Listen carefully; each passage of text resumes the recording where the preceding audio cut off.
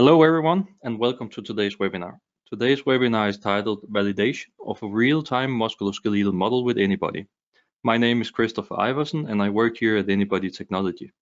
Today I'll be the host of this webinar, and during the Q&A session in the end I'll be joined by my colleague Björn Engeland, who is one of our research and development engineers here at AnyBody. In the AnyBody webcast series, we host presenters who have worked with the AnyBody modeling system to cover different use cases. And in today's webcast, we have an external speaker who's Pau Zamora Ortiz, who is a researcher in biomechanical engineering at the Polytechnic University of Valencia in Spain. And in this webinar, Pau will present how he developed a model in C++ and MATLAB, which is capable of real-time calculation of muscular and joint forces in the lower limb. And this model was validated by comparison to AnyBody TLEM 1.2 model. And this work was done during Pau's doctoral thesis, and this presentation covers the most innovative parts of the musculoskeletal model and the validation process with the AnyBody modeling system.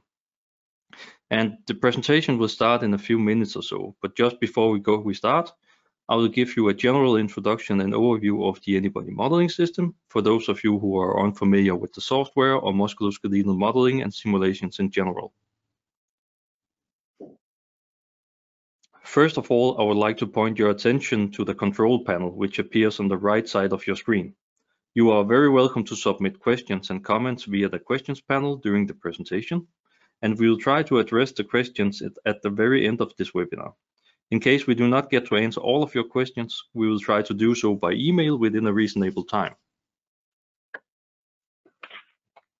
So let's begin with having a look at what the AnyBody modeling system actually is. Well, the AnyBody modeling system is a software that allows you to do musculoskeletal modeling and simulations. As input, it takes motion data as kinematics and forces, and it calculates the internal body loads as joint reaction forces, muscle activity, and metabolic energy. And at the moment, AnyBody is used in a wide variety of areas and applications. And there's a few examples of this on this slide. It could be movement analysis, product optimization design, the field of sports optimization, orthopedics and rehabilitation, could be ergonomics with and without assistive devices, as for example an exoskeleton, and it could be in the automotive industry. And the typical workflow in AnyBody could look something like this. So you provide the recorded motion data as input, and then you can use the body models which you or others have built. You can then provide some kind of environment, which could be a special type of equipment, or for example, an exoskeleton. We can then use AnyBody to combine these things and solve the muscle recruitment and run the inverse dynamics simulation. And this basically means that we go from motion to calculating the internal body loads and the interaction with the environment in some cases. You can then output the results and use it for some kind of post-processing, which could be, for example, with some kind of finite element tool. But there's also many users who choose to close this loop completely by doing some kind of design optimization and then run this cycle multiple times. And this actually brings me to the end of the introduction, and I'll hand over the word and present the role to Pau instead.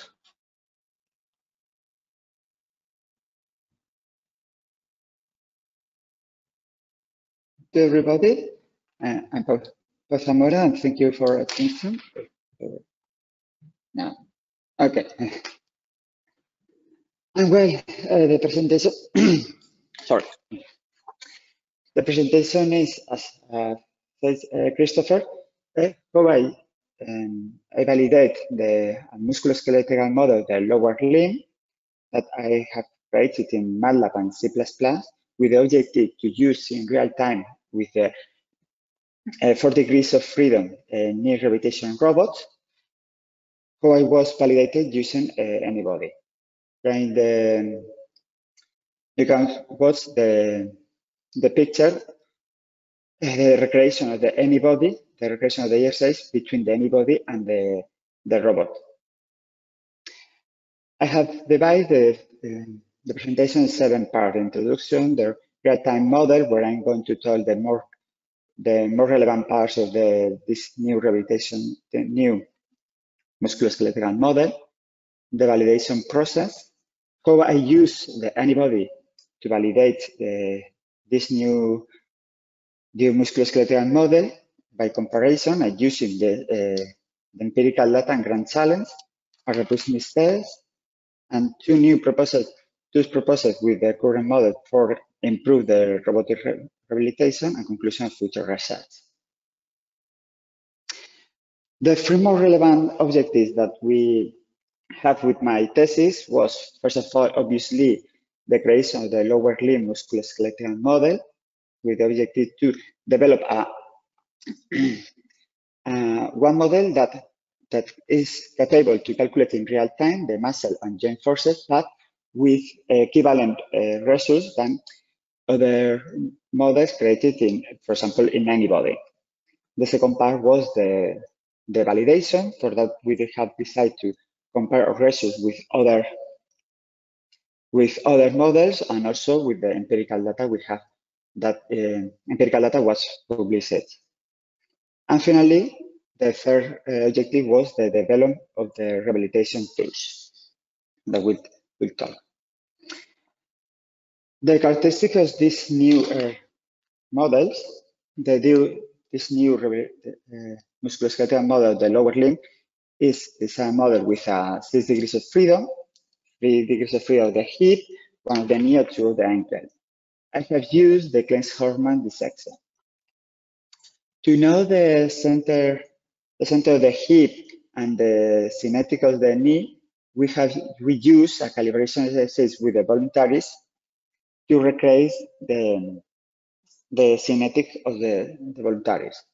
It's a quasi-static model because in robotic rehabilitation that we are going to do, the velocity is really slow, the inertial forces is not relevant, and also the forces are not going to change a lot. For that, we have decided not to use the heel model.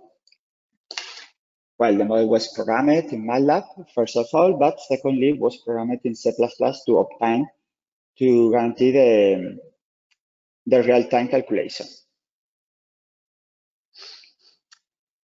As I see, well, the hip was modeled as other models as a spherical joint with 3 degrees of freedom.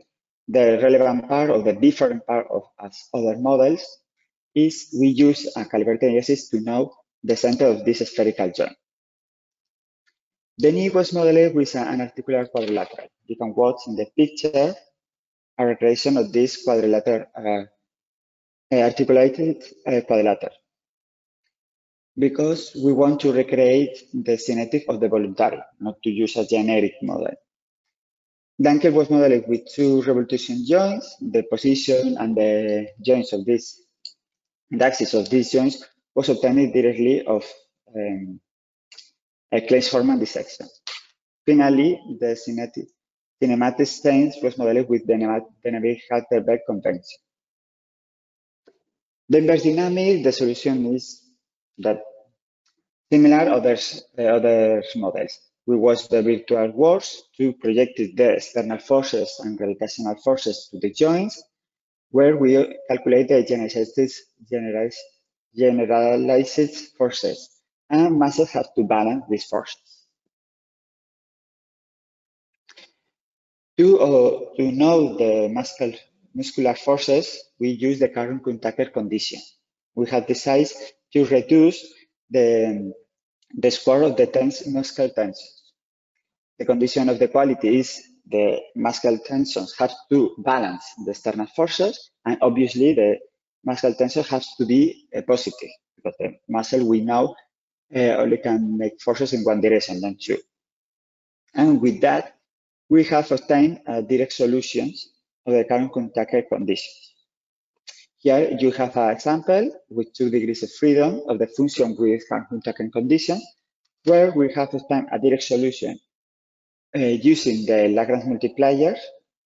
We can obtain the muscular tension, and with the muscle coefficients, muscle coefficient is the multiplication of the level R of the muscle with the physiological area.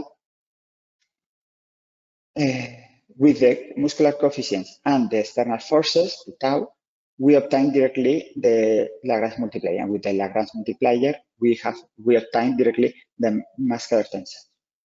The problem of this solution is we use all the muscles. We don't have the unequal condition. For that, we have to create an algorithm that first of all, we use all the muscles and resolve the muscle co-activation. Now we check if any muscle have a negative tension. If any of these muscles have negative tension, we deactivate these muscles and now recalculate again the muscle co-activation. Check again if any new muscle have negative tension, now deactivate again. And with this tool, with this loop, we can obtain the muscular forces. This loop, in any case, in less than 7 times, can obtain the solution of the muscular tension. Muscular tension, yes. Give me a second. Okay, about the validation process, first of all, I want to talk of the difficulties of the validation in general in of the musculoskeletal models. First of all, it's impossible to have an objective validation. The reason is because we don't know, it's impossible to know the real forces, the real muscular forces without invasive technique. And if we use invasive technique, we are going to alter to change the co-activation of this person. Also, there are a problem because the word says that the muscle co-activation change between the person and also change depend on the exercise. But that is really difficult to know the real forces that are doing one person, a specific person, one exercise. Another problem for the validation of the musculoskeletal model is there is not a large amount of empirical data for validation, and the existing empirical data use all subjects. And also the word says that the activation of the people change with the age, and obviously are going to the muscular co-activation is different of a young person and of the old person. Okay, knowing that, we use the HIC word. Is my model good enough? Best practice for verification and validation of musculoskeletal model and simulation of movement to try to know the limitation of our model and if it's good enough for the use for the robot rehabilitation. So that this work proposes 7 parts. The more relevant parts that we are going to talk here in this presentation is the comparison of the results between a gold standard. We choose AnyBody, the model TLEM 1.2 as a gold standard, and use the empirical data that we obtain of our laboratory and also other published empirical data as ground science. Algorithmic tests to know how influence the external factor or musculoskeletal model. And about the genesis prediction and hypothesis, in this case, we have developed 2 tools for improve the rehabilitation robot, for the robotic rehabilitation. For the comparison, we have used the 20 lower extremity model 1.2. We have adapted the AnyBody model and only use the right lower extremity because we don't need more. My model is only to use this part, don't have more. Also, the heel muscular model was deactivated because my model don't use the heel model. And also I have to put a mobile force sensor. Why? Because I'm going to check the robotic rehabilitation. I want to check in AnyBody, and our force sensor is on the mobile platform of the robot. For that, it's mobile. I'm changing the position. I know the AnyBody have a good solution for platforms, and it's really good, but in this case was not useful, and we had to say another solution. The difference between model is really important to say because, for example, the center of the spherical joint and the hip are going to change in my model because are going to be calibrated for any subject, and also the kinetics of the knee. At the end, the ankle dissections change because the 12 lower extremity model use other dissection for the ankle. Our comparisons, we first are going to compare with spherical data. We choose 5 voluntary of the university to do a free exercise or free squat exercise without extra weight, with 6 kilograms extra weight and 12. And we have compared the hip, knee, and ankle flexion and generalized forces of these joints, and also the muscular forces. Secondly, we are going to use the Grand Challenge data. Also, we are going to use to compare the hip, knee, ankle flexion, and generalized forces and the muscular forces, but also we are going to compare the electromyography of the real experiment with the estimated forces for the 2 models. And finally, we are going to compare the knee normal contact forces that measured in the Grand Challenge and estimated for the 2 models. At the comparison with the joints, the results of the flexion angle were really good, without any important difference. And about the generalized forces, we similar about the hip and the knee. But in the ankle, the correlation was not perfectly. Was good, but not too perfect. We used the Sperman correlation for the calculation. About the muscle correlations, in a squat exercise, the most relevant muscle is the vastus, all the muscles. And the correlation was really good. In all cases, was higher than 19%. Other muscles have a good correlation, but the rectus femoris have a really bad correlation. It's true that the 2 models don't really activate a lot the rectus femoris. We are talking about the activation with 30 or 100 Newton for the squat exercise. And the vastus have a higher than 1,000, it's really bigger. For that, we have decided, okay, it's not enough, this comparison, we need to continue, and for that we use the Grand Challenge data. We have taken the 6 competition because it's the most complete, and also use the right lower extremity. First of all, we have simulated this exercise in AnyBody because we have here a problem. In my model, use a specific position the markers, and in the Grand Challenge competition, use other position of the markers. For that, we have here a problem. But we use AnyBody to fix this problem because we put the Grand Challenge markers in the AnyBody model, and also we put our marker in the AnyBody, but our marker we only put to obtain the cinematics, to take the positions, and to be able to simulate the exercises with our model. After that, we are going to compare the estimated muscular forces between the 2 models and the electromyography, and the estimated knee normal contact between the models.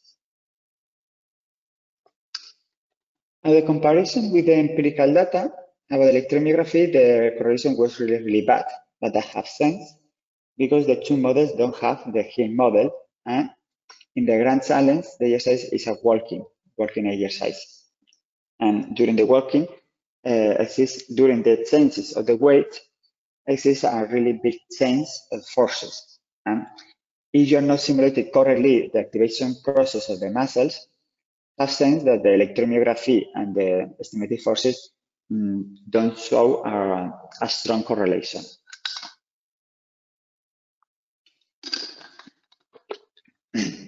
That was an expected result. And the correlation of the estimated forces between the 2 models, the AnyBody and real-time model, the correlation was bigger. The mean is the 71%. We saw a really good ratio in the muscles. And finally, about the correlation of the tibia was the force sensor put inside the voluntaries of the Grand Challenge. We observed a good correlation between the real-time model. You can watch in this picture. In blue, you have the line is the mean, and the area is the standard deviation. In blue, you have the result of my model. In red, the empirical data, and in green, the AnyBody. You can watch how the real-time model, if his results is more close than the empirical data. Okay. The next part of the validation was the robustness test. For that, we want to compare, first of all, how affect the market positions of the results, because it's not possible to obtain to put exactly in the same position the market in between two persons, because I suppose that you know the markers have to put in some specific part of the body that is easier to touch the bone, but the position is not completely defined. It's a super surface of the bone, and it's really easy to make different position between the two persons. For that, we have used the work of the Delacroix, where they measure the error between different voluntary and different people. We did a knee flexion extension exercise using the rehabilitation robot, where the voluntary have to extend the knee, and using a control forces of the rehabilitation robot, the rehabilitation robot move in this direction, but without resistance. And our voluntary have to make a force, and for the flexion and for the extension. Now we simulate these exercises one time without as a normal, and now we simulate again 200 times, but introducing the error obtaining the Delacroix with the random algorithms. We say, okay, if in the calcaneo, for example, the Delacroix works say that there exists a mean of the 10 millimeter error, we are going to introduce this error in the simulation and simulate again. And with that, we attain the estimated error between the predictive for the market position. The result was that in all the muscles except the gastrocnemius and soleus, the error was approximately at 15%. You can watch in the picture, for example, the tibialis anterior or the vastus. But the gastrocnemius and soleus, the error was much bigger than the 100%. That has sense because my model, you need to put one marker in the calcaneo.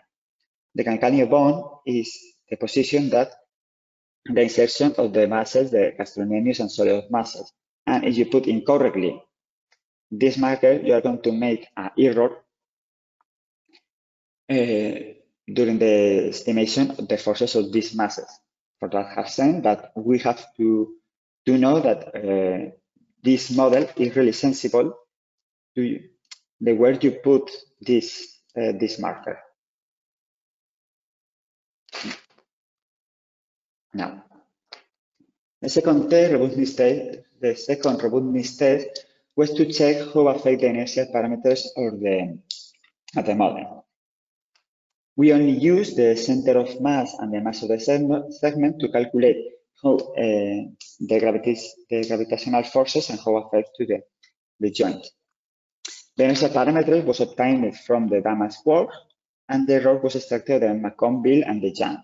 You have here a table with these errors. We repeat the same exercise and with the set procediments, and the error is completely really bad, really low, less than a 0.1%. We can say it's enough. If it is correctly, it's not important, this error. Okay, the other important part for the validation was the development of the tools with the objective to improve the rehabilitation, the robotic rehabilitation. That was first the first envelope. The first envelope is a club of vectors that wants to represent the maximum voluntary contraction of the final effector of the model, in this case in the foot. The second tool was the equivalent external forces. The external equivalent forces is if we want to one specific force in one muscle, for example, one vastus, what forces have to appear in the foot to obtain this activation.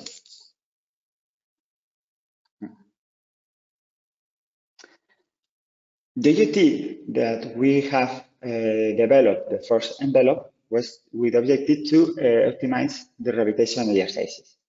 Why? Because the adaptation, muscular adaptation changes between the muscle activation. It's not the same if you are looking for hypertrophy, to improve the resistance, or for rehabilitation. One important aspect of this muscular adaptation is the muscle activation.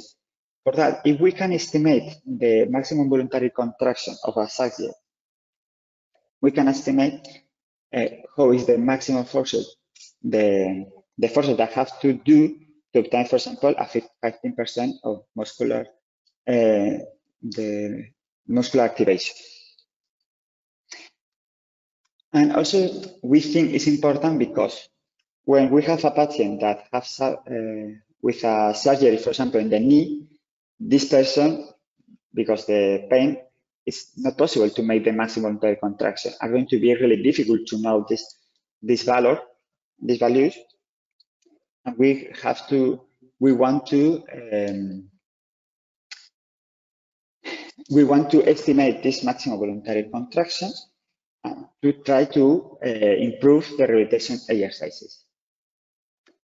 The methodology following was, first of all, we have directed the muscular forces to the foot. The second process was we have created a vector sphere. Okay, and now we are going to for any vector of the sphere, we are going to create the muscular forces. If the projection is positive, is bigger than 0, we are going to add these forces, and if 0, we are not going to use it.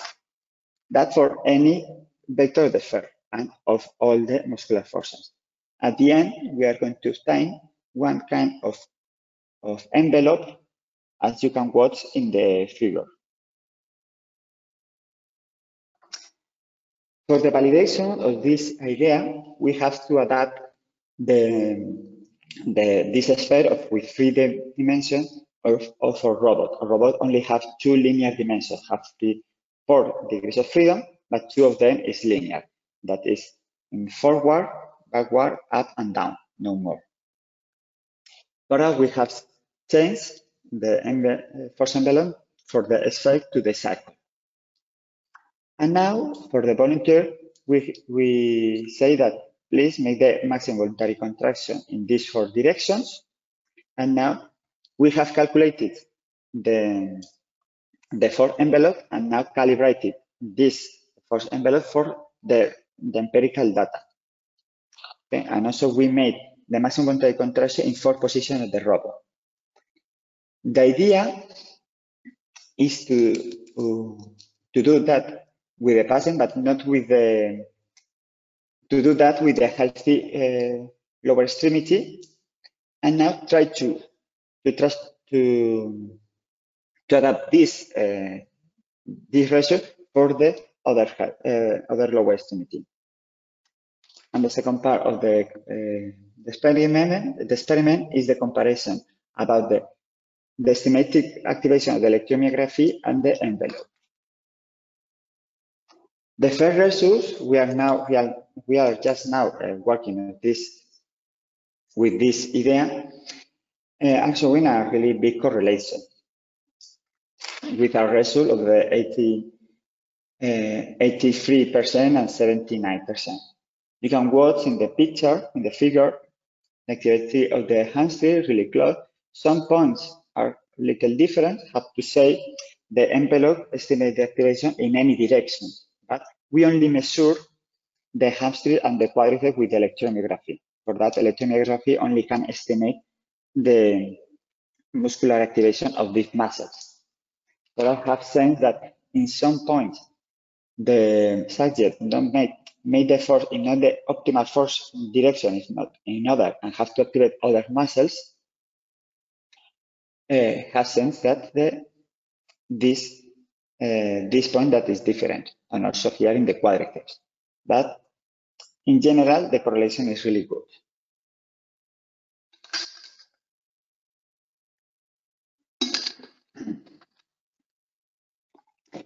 About the equivalent external forces, the objective is to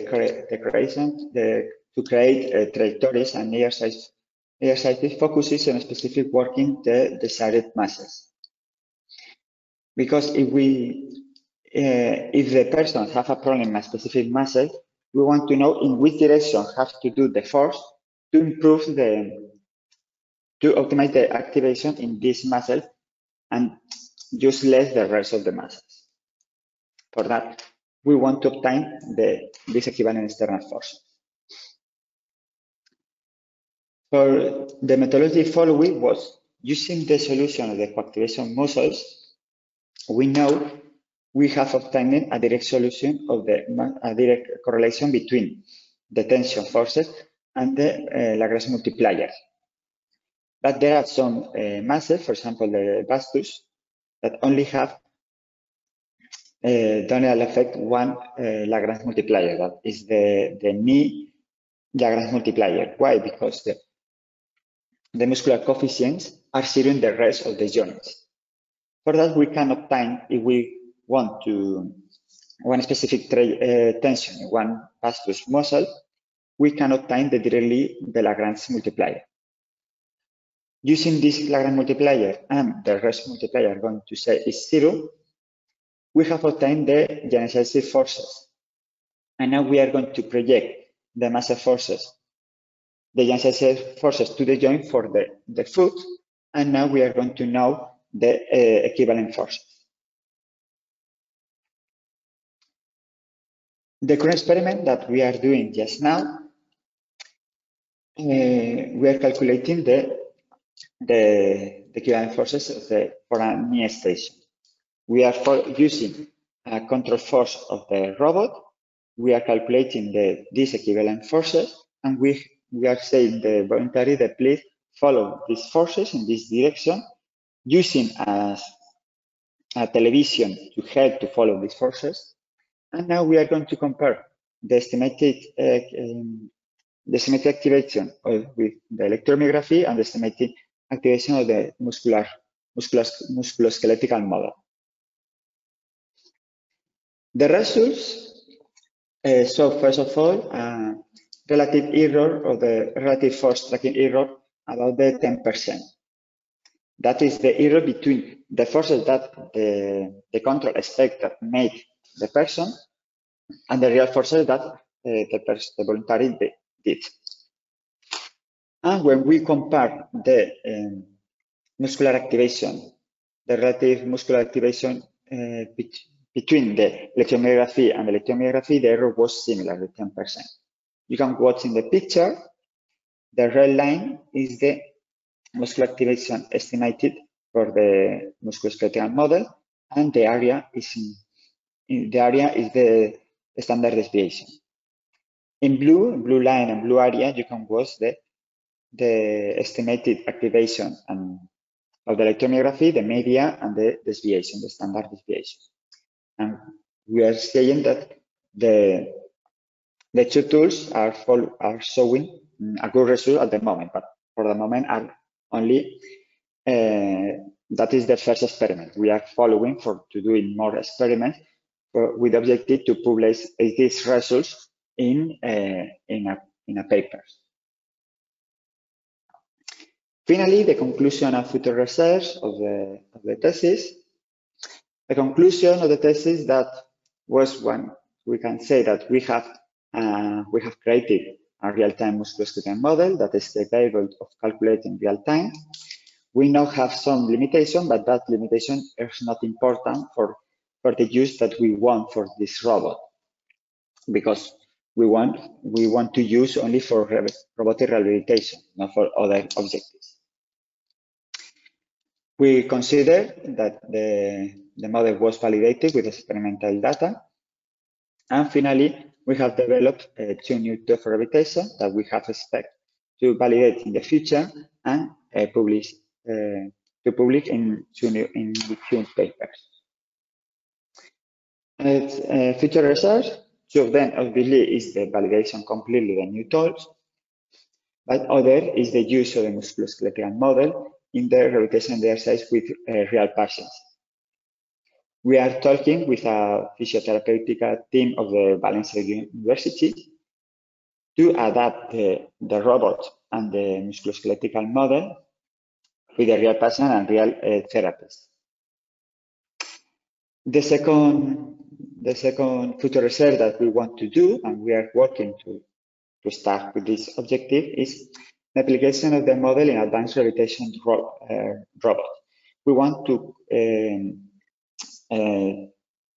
use the musculoskeletal, to put the musculoskeletal model inside the control system of the robot. For example, we want to use a PID control with the objective to control the robot with the objective to obtain one activation, a specific activation of one model of the model, one muscle of the model. At the moment, we are working on this objective, but we don't have more than some experiments, but are not. That experiment is only to check if it's working or not completely. We have to continue working because at the moment it's not enough. And with that, I have finished the presentation. Thank you for your attention, and it will be a pleasure for me to respond any of questions that you have. And thank you for your attention again. Thank you very much for the presentation, Pau. Just before we go to the questions, I would just like to say a few words about our online resources. So I'll just make myself the presenter once again. Okay. There we go. So if you want to know more about AnyBody technology, then you can go and check out our website, anybodytech.com, where you can find different events, special dates, and all the previous webcasts. You can also check out our community website, anyscript.org, which is really a website for people using AnyBody. And here you can find multiple online resources as our wiki page, several blog posts, and links to our repository sites. It's also here our forum is located, so you can go and ask questions and get help from some fellow AnyBody users. And then I would like to announce a couple of upcoming events. So the first one is the annual meeting of the Orthopedic Research Society, where AnyBody will be exhibiting in booth number 31. And this event takes place from the 2nd to the 6th of February in Long Beach, California. But we will stay in the area until February 17th. So if you want to meet, then please reach out to me and we will set up a meeting. On February 15th, our Japanese distributor Terabyte is hosting an AnyBody Summit in Japan. And this is a hybrid event, so you can go on our website and check this out if you would like to attend. And there's much more information there. And last but not least, we already scheduled our next webcast, which will be on March 12th. And research scientist Mattia Perrone from Rush University Medical Center will take us through his work on hip joint contact forces in people with femoroacetabular impingement syndrome. And the registration for this is open already on our website, so you can go and sign up. And to end this presentation, I would just like to mention that we maintain a publication list of papers using the AnyBody modeling system. And this list recently reached more than 1,000 publications. And it's really a great place to go if you want to get some inspiration on how to use AnyBody. You can filter it with different industry research areas and body parts. So you can really circle around what you are interested in. And with that, I would like to thank you for your attention so far, and then we'll take a few of the questions.